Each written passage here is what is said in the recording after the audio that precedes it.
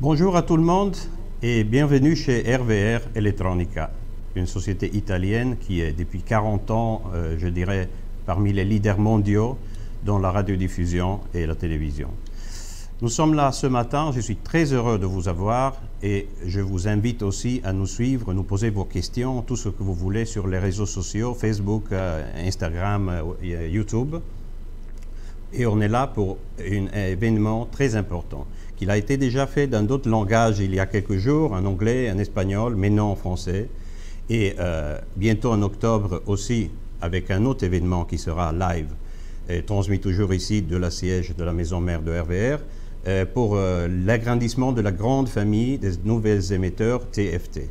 Donc RVR, la plupart d'entre vous connaissent déjà, c'est un fabricant très reconnu d'émetteurs, de systèmes d'antennes, de filtres et d'appareils passifs pour la radiodiffusion tout court.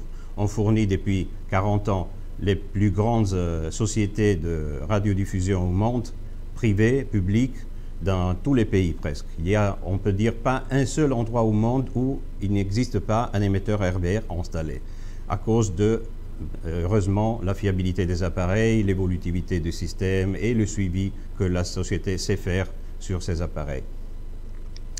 Le chef d'œuvre récent des dernières, disons, 20 ans chez RVR a été l'émetteur série TEX.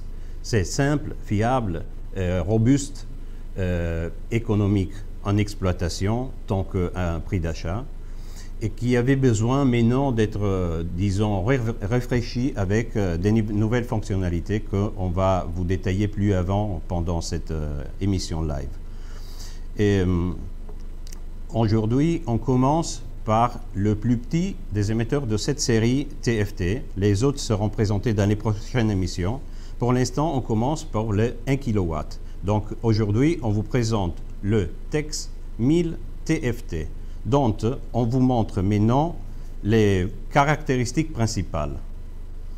Donc c'est un émetteur qui, vous voyez bien, dispose d'un écran tactile de 4 pouces et 3.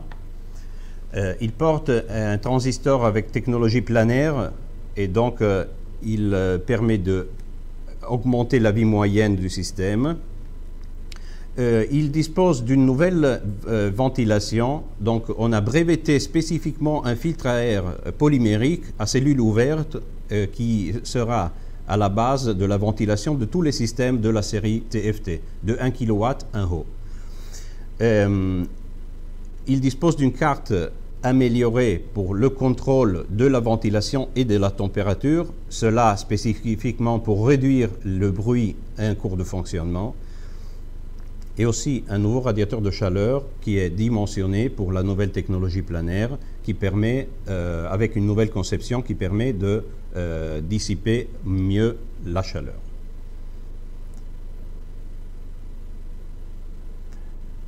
Le nouveau alimentateur permet d'atteindre des niveaux d'efficacité extrêmement élevés. Le filtre à cellules permet d'améliorer la compatibilité électromagnétique du système. On peut accéder directement sur l'écran à toute la gestion des signaux audio avec la nouvelle interface humain-machine. Il y a un système de réglage automatique de la puissance qui peut être programmé en fonction et du calendrier de la semaine et des horaires. Et comme on a dit davantage, le fait d'avoir un système plus efficace permet de dégager moins de chaleur et donc de faire tourner les ventilos moins vite et donc finalement de réduire le bruit de l'environnement. Les caractéristiques qu'on connaît déjà, bon, la fréquence de fonctionnement bande FM standard 87 à 108, il y a aussi la possibilité de faire d'autres gammes sur demande, donc de la norme japonaise, la norme russe, le cas échéant. On est en conformité pleine des standards CE, FCC, CCIR et les normes EN, bien sûr, de compatibilité et de diffusion. On peut ajuster la puissance de 10 watts jusqu'à 1 kW donc pour cet émetteur de 10% à 100%. Les niveaux d'intermodulation, ils sont encore affaiblis par rapport à l'ancienne série TEX, soi-disant analogique. Le contrôle automatique de la puissance, je vous en ai parlé davantage, c'est ce qui en concurrence avec la réduction du bruit, permet aussi l'augmentation de l'efficacité. Et après, on peut utiliser le AES-EBU, les signaux en entrée mono, MPX, AES-EBU numérique, les signaux auxiliaires SCA et RDS. Et on peut intégrer à l'intérieur un encodeur RDS avec des fonctions de base ou éventuellement les remplacer par une carte plus avancée avec des fonctions additionnelles. Et en option, il y a la possibilité d'adopter une télémétrie web SNMP en V2 pour la sécurité des données, ou encore pour ceux qui se servent des cartes puces GSM, ou sinon serial pour ceux qui ont déjà des concentrateurs de signaux existants.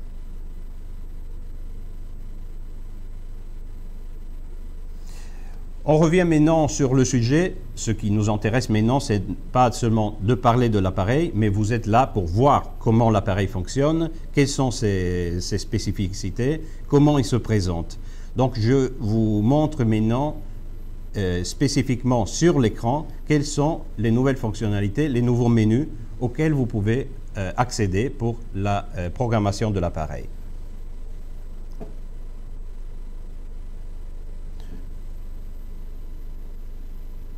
Donc maintenant, on voit l'écran tactile à 4 pouces 3. Donc sur la base, il porte les deux mesureurs horloges qui montrent la puissance directe, puissance réfléchie, la fréquence, le niveau de modulation et la température. Donc pour avoir sur un seul écran, un seul affichage avec tous les paramètres les plus importants sans être obligé de rentrer, taper des boutons droite et gauche.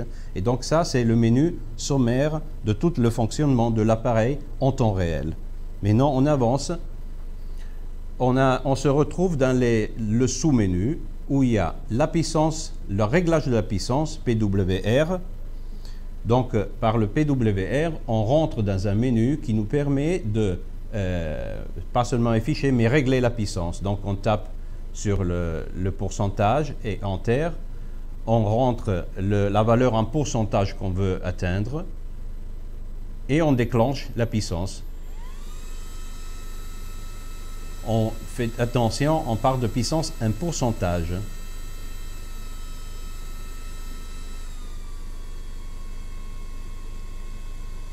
Voilà. On revient en arrière, on baisse la puissance et on passe au prochain menu avec le bouton ESC. Donc le réglage de la fréquence, on peut imposer, on peut caler une fréquence simplement en appuyant sur le chiffre et après on va rentrer les numéros avec Enter, voilà. Quand les chiffres deviennent rouges, ça veut dire qu'on peut appuyer sur les boutons pour le réglage. Et après Enter à nouveau pour les confirmer et passer au calmant de fréquence. On sort encore et on passe à la section audio. Dans la section audio, on peut accéder à un menu qui nous permet de contrôler quels sont les signaux qu'on va mettre sur antenne et qui sont branchés dans la face arrière de l'émetteur. Et donc, sur la ligne mode, on peut sélectionner soit le mode mono, le mode stéréo par le codeur interne et le mode MPX si on a un codeur stéréo extérieur qui peut être pris en compte. La ligne en dessous, c'est la pré-accentuation qu'on peut régler là aussi entre 0, 50 et 75 microsecondes. Et les autres menus sélectionnables sont pour les autres réglages, les ajustements des canaux droite-gauche, le SCA et le reste. On ressort encore par ESC et on rentre dans la section de l'ampli de puissance. Évidemment, l'interface machine-humain est une seule, valable pour toute la famille des appareils. Donc, en ce moment, on ne affiche que les conditions du seul ampli existant installé parce que c'est un appareil monotransistor. Le TEX 1002 TFT, c'est un appareil monotransistor avec un transistor capable d'atteindre, disons, dans les 1300-1200 watts de puissance. On voit la puissance directe, la puissance réfléchie. En ce moment, on a remis la puissance à 0, donc on affiche 0 pour l'instant. On montre la tension, donc le voltage et le courant. En ce moment, en étant à 0, on ne montre pas l'efficacité, on voit la température 36 degrés. Et dans le cadre de afficheurs sur des appareils qui ont des multi-transistors, comme les autres appareils de la même famille, il y aura aussi affiché dans la IP2, IP3, IP4 les autres niveaux de tension. En revenant en arrière, on passe à la fonction RTC. RTC, c'est comme on disait tout à l'heure, c'est un horodateur qui nous permet d'imposer selon un jour exact de la semaine, selon le calendrier et selon le jour de la semaine, qu'est-ce qu'on veut faire dans un tel jour donné. Est-ce qu'on veut allumer, éteindre à une heure exacte? Donc pour chaque jour, on tape par exemple sur Monday, sur le lundi, on peut sélectionner deux horaires, un horaire de démarrage, un horaire d'éteignement ou un horaire de réduction de puissance à moins 3 dB ou autre. Donc c'est programmable de ce panneau.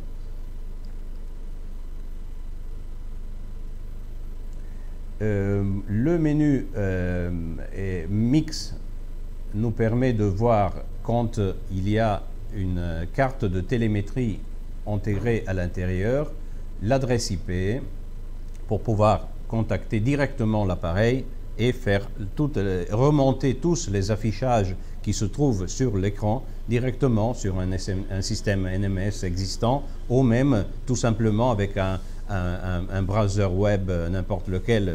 On peut remonter toutes les informations à l'écran à la base de contrôle. Dans la VRS, on voit la version du logiciel installé, la date de fabrication et la table téléchargée du logiciel interne firmware. Et on peut faire la calibration de l'écran, le cas échéant.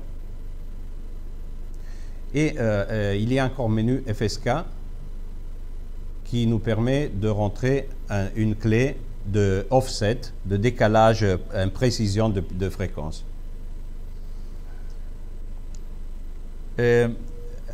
Une chose très importante à souligner est que la possibilité qu'on peut déployer les fonctions qui existaient déjà sur l'ancien TEX, aussi sur le nouveau, par biais des boutons. Les boutons poussoirs qui sont là, ils fonctionnent même en cas de panne du display, de l'afficheur. Et donc, on peut toujours accéder à toutes les fonctionnalités comme on le faisait davantage pour ceux d'entre vous qui avaient déjà des émetteurs de la série TEX de RVR. On peut toujours utiliser dans le même moyen et accéder s'il y a des problèmes de tactile ou des problèmes d'écran, n'importe lequel. Donc, c'est un appareil innovant chez nous. Ça faisait un peu de temps qu'on voulait monter d'un niveau, monter d'un orbital. Et c'est ce qu'on a fait avec cette famille. Donc, le passage à l'écran tactile, le passage à la fonctionnalité télémétrie intégrée de base au SNMP, au évolutive SNMP V3 en futur. On voulait avoir la possibilité de programmation des niveaux de puissance émises jour par jour, semaine par semaine, l'horodateur qui était très important, mais surtout au niveau RF. On dit, ah, c'est un émetteur simple transistor, mais on parle d'un émetteur qui a un rapport prix-prestation imbattable. Il n'existe pas un émetteur comme celui-là sur le marché à l'heure actuelle. Déjà, en fabrication, on teste avec des centaines de pièces depuis un an, jamais présenté au grand public parce qu'on voulait tester dans les pires environnements. On a installé en Irak, on a installé en Amérique latine, on a installé en Asie, en Indochine, pour tester la résistance de l'écran, des alimentations et des nouveaux transistors planaires qui sont tout neufs chez nous, dans les pires conditions possibles. C'est ce qu'on a fait finalement. On a été satisfait par le rendement général de l'appareil, de sa robustesse, de sa fiabilité. On n'aurait jamais voulu mettre en jeu la crédibilité du produit RVR TEX avec un changement de système qui affaiblisse le système. Et donc c'est ce qu'on a pu obtenir. On est très satisfait de ça. Je ne peux pas vous dire plus, mais on ne s'arrête pas à 1 kW, justement, et dans les jours à venir et dans les semaines à venir, on va dévoiler petit à petit toute la famille TFT, qui sera bien évidemment le futur du système et des émetteurs RVR. On continue à fabriquer la version PTX, qui est le haut de gamme, le top gamme numérique qui existe depuis beaucoup de temps, qui intègre maintenant aussi les fonctions de processeur de son, de traitement de son, et 5 bandes, et qu'on va dévoiler prochainement, plus avant. Pour l'instant, on se concentre sur cet appareil-là, qui est, à mon avis, le Volkswagen, le Toyota Corolla, le Volkswagen Golf, le Peugeot 306 du futur. C'est-à-dire l'appareil accessible en termes de prix, super écono, parce qu'on fonctionne à 1 kW avec la puissance de consommation d'un 16 chevaux. Donc, on a 1000 watts presque en sortie pour 1300 watts de puissance consommée. On peut atteindre jusqu'à 1100 watts sans avoir aucun souci. Donc, on marche à 1 kW à l'aise, tranquille, avec des consommations presque imbattables. C'est vrai, nous sommes dans une condition de marché avec beaucoup de concurrence et surtout les chaînes qui ont une panoplie d'appareils installés sont obligés d'aller faire les comptes à la fin du mois exactement sur quel est le coût de l'énergie. Et maintenant, avec un appareil comme ça, je dirais que on est vraiment dans on dirait un outil maison, parce qu'il peut être branché à n'importe quelle ligne de secteur. En plus, le système d'alimentation, il a été conçu pour éventuellement le fonctionnement avec des panneaux solaires. Donc, on peut établir une surface connue de panneaux solaires qui nous permet de faire fonctionner l'émetteur le jour et la nuit, et en option, la possibilité de mélanger les deux systèmes renouvelables, donc le soleil et le vent, dans un système mixte solaire-éolien qui fait fonctionner l'émetteur et il recharge la batterie même en temps de nuit, par temps de nuit. Parce que, surtout dans les zones côtières, quand il n'y a pas de soleil, fort probable, la nuit, il y a du vent. Et avec une pression du vent qui dépasse les 4 mètres la seconde, on peut commencer à générer de l'énergie, on peut commencer à recharger les batteries. Donc c'est un système qui est conçu pour le fonctionnement tous azimuts, dans tous les pays du monde et dans les pires conditions. Je vous raconte une petite histoire. Il y a des gens chez nous, des clients somaliens, qui font fonctionner des 700 watts comme ça avec les vélos. Donc il y a des gens qui pédalent tout le temps. Et évidemment, le système n'est pas conçu pour fonctionner avec des gens qui pédalent, avec la fluctuation du secteur constant comme ça, mais également, ils arrivent à se débrouiller, ils arrivent à diffuser leur programme, ils sont contents, et surtout, l'émetteur ne tombe pas en panne. On ne peut pas dire que les émetteurs ne tombent jamais en panne, et quand quelque chose arrive, l'important c'est d'avoir une société derrière qui sait vous suivre, qui sait vous donner un SAV, qui sait vous donner un suivi.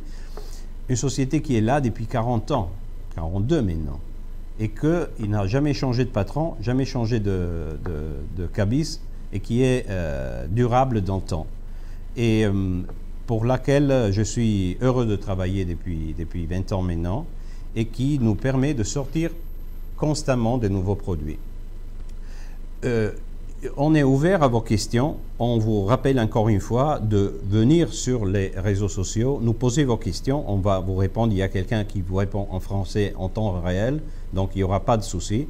Et je vous invite aussi à suivre ce nouveau format. C'est un format que RVR avait lancé déjà il y a quelques mois pour les marchés hispanophones et pour les marchés anglophones. Pour la francophonie, c'est une toute première, je suis même un peu gêné si vous voulez à un moment donné, et de commencer par cet appareil, mais c'est un format qu'on va continuer à développer dans le futur, au fur et à mesure que RVR est en train de innover totalement sa gamme de produits, des tout petits émetteurs de base jusqu'au haut de gamme, et aussi des évolutions sur les grandes puissances. Mais la fonction écran tactile, horodatère, technologie planaire, tout concentré dans un seul système TFT, TEX 1002 TFT, vous vous rappelez bien de ce nom, TEX 1002 TFT, c'est une toute première et c'est l'aube de la nouvelle série de RVR Elettronica.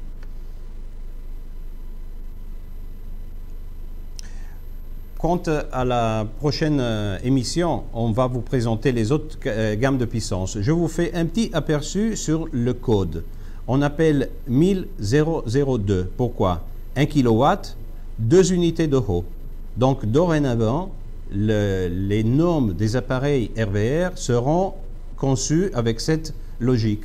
Donc, la puissance et la dernière chiffre sera le nombre d'unités en hauteur de l'émetteur. Donc, il y aura des 2U, des 3U, pourquoi pas des 4U et autres. Donc, puissance, taille de l'émetteur. Donc, un peu ça, une ligne très générale. Donc, on reste ouverte à vos questions et je vois que mon collègue m'a signalé qu'il y a déjà beaucoup de messages qui arrivent. Il y a des messages qui posent des questions intéressantes un peu partout. Il y a le canal YouTube, il y a le Facebook, il y a l'Instagram de RVR Elettronica. Allez sur le site www.rvr.it, allez télécharger la nouvelle version du catalogue. Il n'y a pas les prix, je sais, à chaque fois vous nous consultez pour avoir les prix catalogue, ça n'existe pas, il faut appeler l'usine, il faut discuter le projet, il faut se mettre d'accord sur les taux de remise et tout. Vous êtes, la plupart des distributeurs de RVR depuis très longtemps, vous connaissez un peu la politique des prix qu'on a. Vous êtes, pourquoi pas, pour la première fois venus nous voir, et ça nous fait plaisir, on vous dit un grand merci. Dans ce cadre-là, n'hésitez pas de nous contacter. Vous serez, à mon avis, étonné par le type de service et les prix que vous allez trouver chez nous. Donc, fiabilité, prix intéressant, technologie au top. C'est ça qui veut dire RVR. Et donc, si pour le 5e année, encore cette fois, RVR a été le constructeur le plus prolifique au monde pour les émetteurs radio FM, ça dit quelque chose. Et ce n'est pas nous que le disons, ce sont des recherches indépendantes au niveau mondial qui le disent. Quoi dire, ça a été beau d'être avec vous. J'ai parlé toute seule, mais je vois vous répondez sur les réseaux sociaux, ça me fait plaisir. Et donc, on va répondre à tout le monde. Allez voir nos réseaux sociaux, allez voir la dernière génération. Restez connectés, surtout pour voir les nouvelles sessions live qu'on va faire au mois d'octobre, fin de ce mois-ci et au mois d'octobre pour les nouvelles versions et l'extension de la famille TFT. On espère que vous avoir donné un peu d'aperçu sur l'appareil. J'invite mon collègue aussi encore à faire un zoom sur l'écran parce que c'est le point de force de l'émetteur. Et donc, c'est un système qui nous plaît beaucoup aussi au niveau esthétique. Bon, c'est un effet gadget, vous direz, mais c'est quelque chose qui nous plaît beaucoup. Ça nous a coûté un peu de temps, un peu de développement. Pas tellement pour développer le produit, qu'en pour tester. C'est ça qui va faire le point de votre confiance. C'est-à-dire que ce n'est pas quelque chose qu'on lance maintenant, qu'on n'a jamais essayé sur le terrain, dans les pires conditions possibles. Donc, je vous dis encore un grand merci.